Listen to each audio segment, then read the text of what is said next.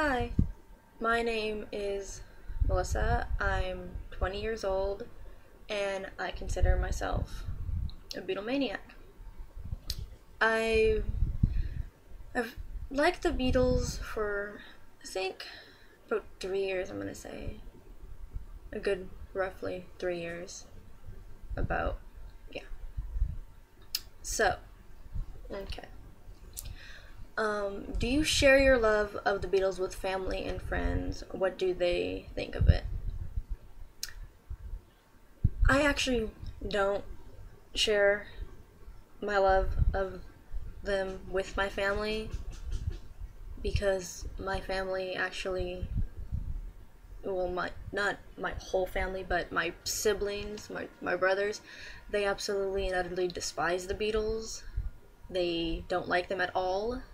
So, I kind of keep it to myself most of the time. It's kind of hard with posters all around my room and stuff. But yeah. And I do share love with some friends I have. We're like crazy, not like crazy hardcore. Never mind. We are, you know. Yeah. I do share it with people. Not as much because, I don't want to shove it down people's throats. Because then it just annoys them. And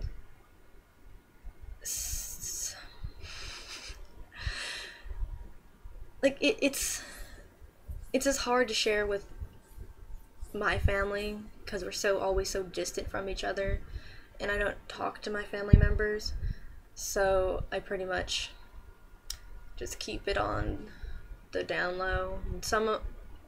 Few of my cousins, know my love and respect my love for them, and don't matter and don't care about it.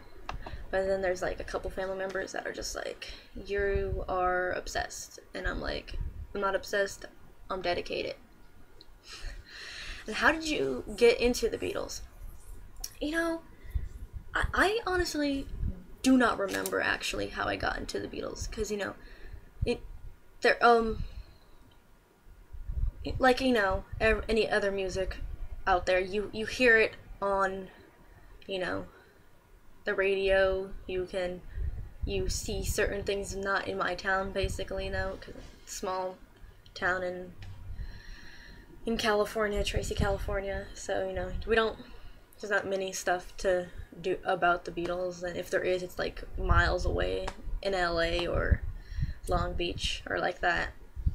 But I think how it got bigger was like a year ago when a tribute band or cover band came to my town. They were called Come Together, and my friend and a couple of my other friends, we got tickets to see them, and we were balcony view so we were perfect view of them, and like tribute bands are like the greatest experiences ever. Second best to sing the real thing, because most of the songs, I knew most of the lyrics to most of the songs anyways, and just so much fun, just sing along with it, you know and you cheer, especially when like Hey Jude came on, the whole audience just started to sing the na na na parts. You just know. And then after that, it like exploded into just like this dedication of like, this is like the band that I've been dedicated more than like anything ever. I've never been dedicated to a band as much as I am to the Beatles.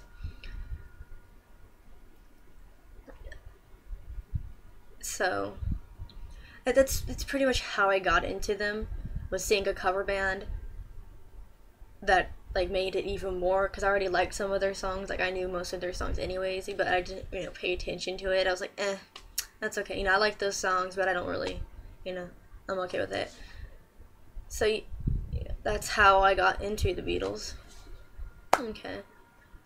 Which is your favorite song and why? In as much detail as possible. This is kind of hard because to me, honestly, I don't really have like one favorite song. Probably have like a few, but I really don't have like one favorite song, because to me it's hard to choose one song. It's like choosing a child of like who's your favorite, because like all the songs are just, they each have a different meaning to them, and they symbolize and they mean something, and they all make you feel something different for each song. Like Paperback Writer was the first one I ever heard of the Beatles, and so that would probably be like my favorite, because it was my first song I've ever heard of them, and I love this tune of it, and I love the upbeat sound, and it was a really not it was there's not much detail you can get into a song when it's hard to explain, because it's hard to explain why it's your favorite. There's just something about that song that just like reaches out to you. It could be because I love writing, and maybe I do want to be a paperback writer someday. And then there's Oh Darlin', and that song it gets to me every time I hear it. The vocals, and same for Hey Jude. And I'm feeling down, that's the song I listen to, is Hey Jude. As part of a worldwide fandom online, have you made any good friends? Tell me about them.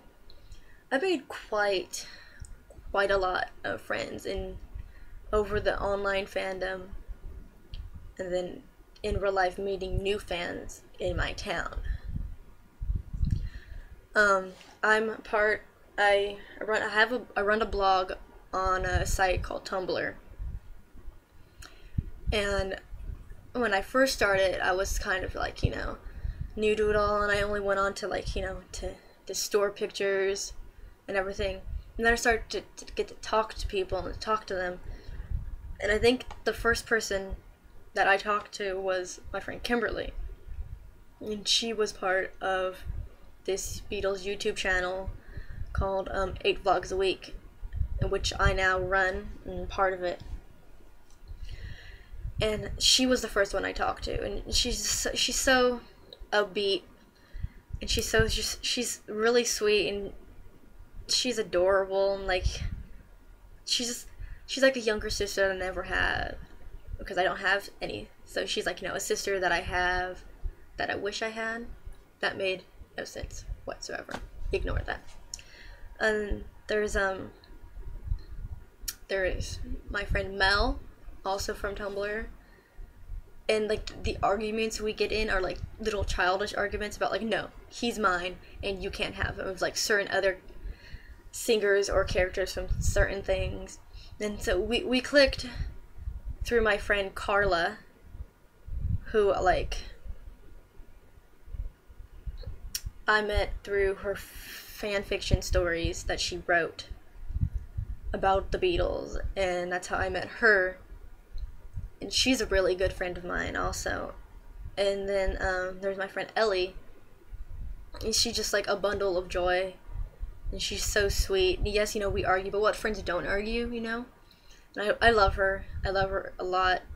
And then there's my friend Amelia. And Amelia, she first came to Tumblr and she was shy. She didn't know anything, and so I was like, here, let me help you out. I'm pretty well known, I guess. I'd say I was well known. I thought I was just a loser sitting around floating through the internet. And now she has like all these other friends to share her fandom with. She has two fandoms of the Beatles, and then another fandom that she has. So and there's many more. Just I don't want to bore you with them a lot. There is Kylie, who's a really good friend of mine, and we talk fairly a lot about just the Beatles sometimes, or just life and things. So I consider her, all of my friends I met on Tumblr I consider close friends of mine. Even if it doesn't seem like it, I consider them close friends. Like I've known them for quite a while, and they're dear to me. Have the Beatles inspired you at all in your life, and how?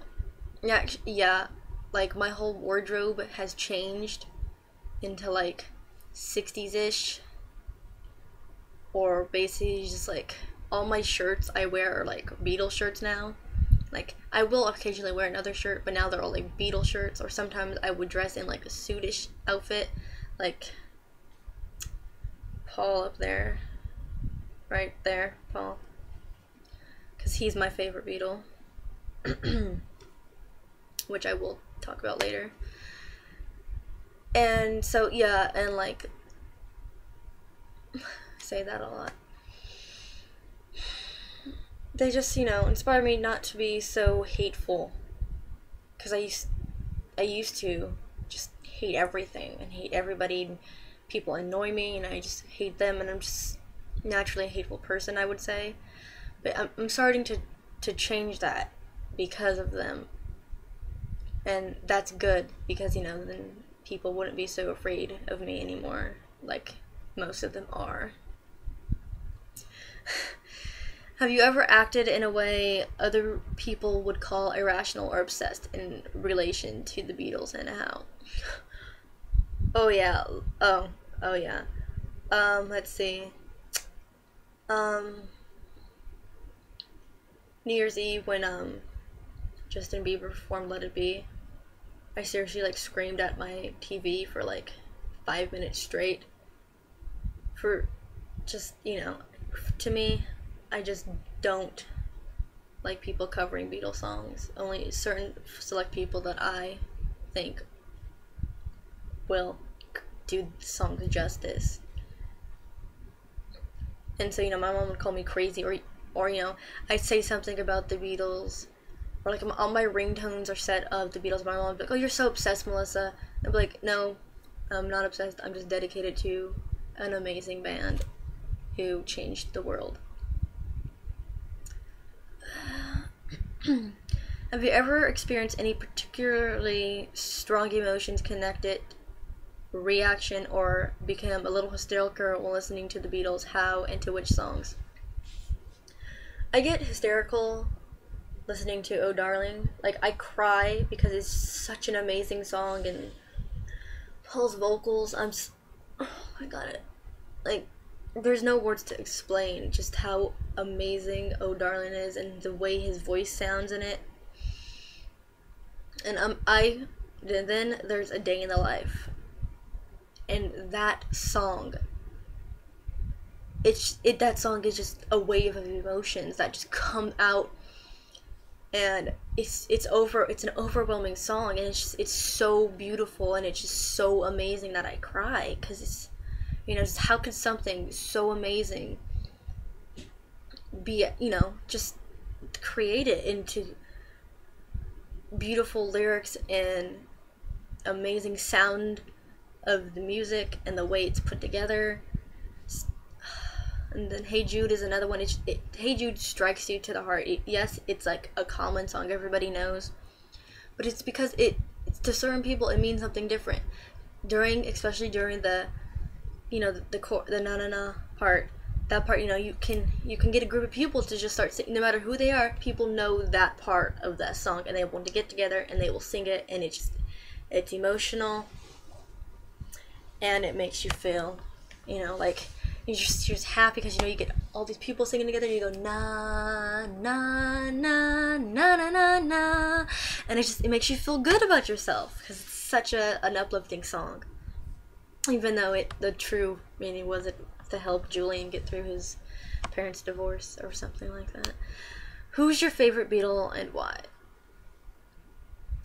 My favorite Beatle is James Paul McCartney.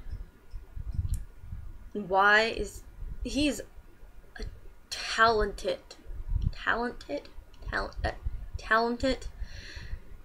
and an amazing person, and he's just so carefree, and he's so full of life, and, and he's 69, and he still goes out there and he performs for millions of people.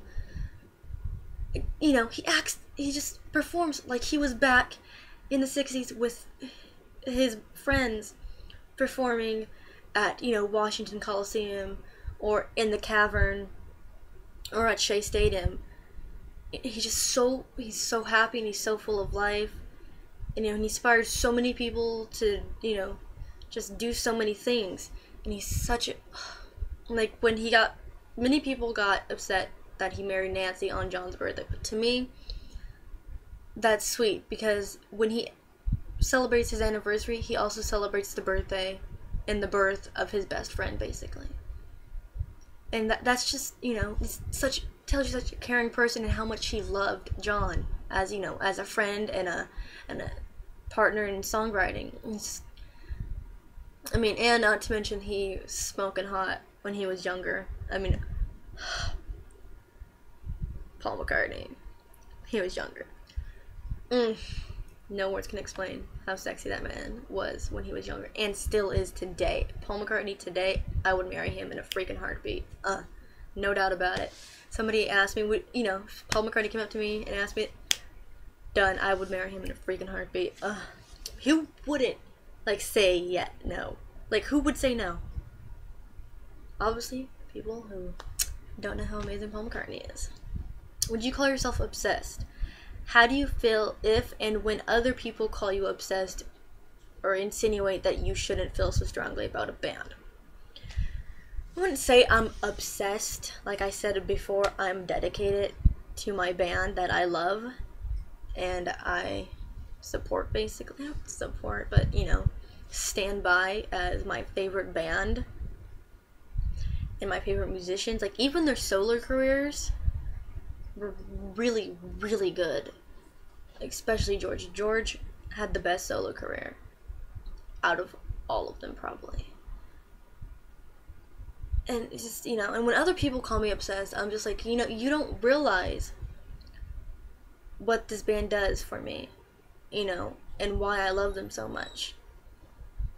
And why I cry at certain songs, and why I smile when I hear a song come on, or when I hear their voice, or when I see a picture of them. Because it just makes me feel happy that I can love a band as, as great and as talented as the Beatles were and still are today in our generation. They still inspire so many people to do things, and it's, being called obsessed can sometimes, be proud, yeah, that's right, I'm obsessed, and then sometimes you're just like, excuse me, I'm not obsessed. I love a band just doesn't necessarily mean I'm obsessed. Probably I am, doesn't necessarily mean I am. That made somewhat sense in my head.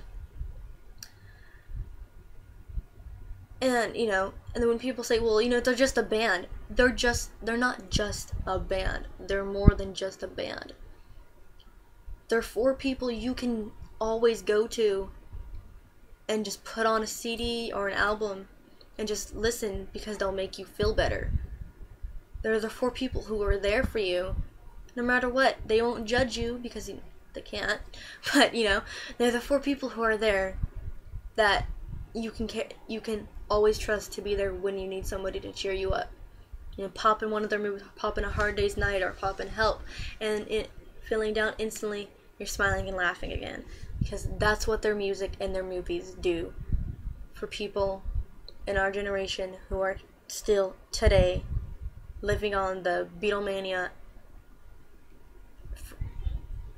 life of Beatlemaniacs in this day and age, because that's what we are, and we're proud of it, and we won't stop loving this band. I'm never going to stop. Some people are afraid that their obsession will die down. I know it's not going to, because when I like something, it takes a pretty long time for me to get sick of it. And for the Beatles, I know for 100% sure that I'm never going to not listen to them, because they're impacted such a huge part of my life that, thinking of if I didn't have them in my life, it would just feel like I was incomplete, and it's not the same as it is now. So that's why I love them. Summed up in all this jumble of mumble of words, things that didn't make sense, but to other Beatle fans, it makes perfect sense in how we feel. Because that's how we all connect. That's how we make friendships. That's how we attract one another, because of our love for the Beatles. A great band will always be a great band, no matter what anybody says about anything, because they're amazing. And you can call us obsessed, you can call us crazy. It's not going to change our view of how much we love and absolutely just, positively adore them. Because to us, the Beatles are more than just a band.